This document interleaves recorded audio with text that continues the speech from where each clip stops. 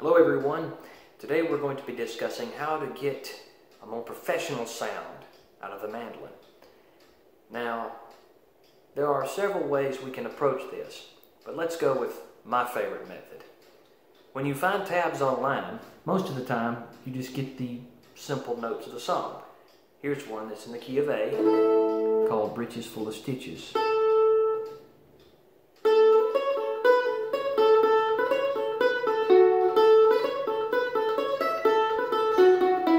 When you find the tabs or you hear the lesson online, you're just going to get the basics. But that's not what we're here for. We're here for a fuller, more professional sound. And what I like to do is I like to add in drone notes and ornaments and possibly melodic variations. But I like to add them in slowly as the song progresses, like this.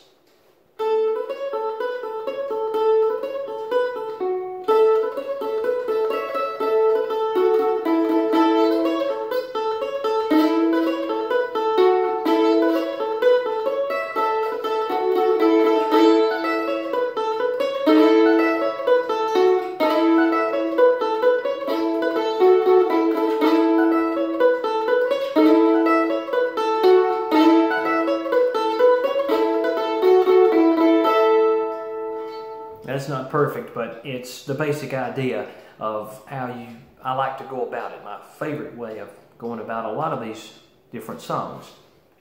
Now what we're doing is we're taking the A chord. That's the key of the song, is in the key of A. This is the open A chord. We're playing like this. Now, what I like to do is I like to add in drone notes. These are already open. Those are already open chords.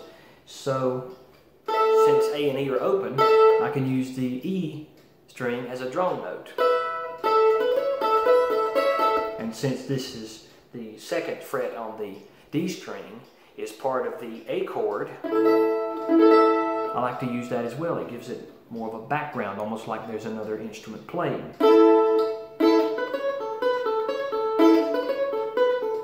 You can mute it as soon as you play it. And then finally in the second half of the song, I like to slide up to the A chord as the song is being played.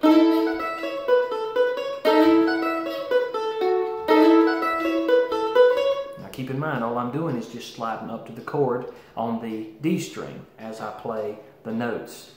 It's kind of complicated when you first get started, but as you listen to the song and as you hear it played a different way, it's almost like it programs into your mind how it's supposed to sound with these ornaments. This also applies to a lot of other different kinds of music. One of the songs that I've done recently in a live or a jam session was Arkansas Traveler, using the same principle. I'm just using the open D chord.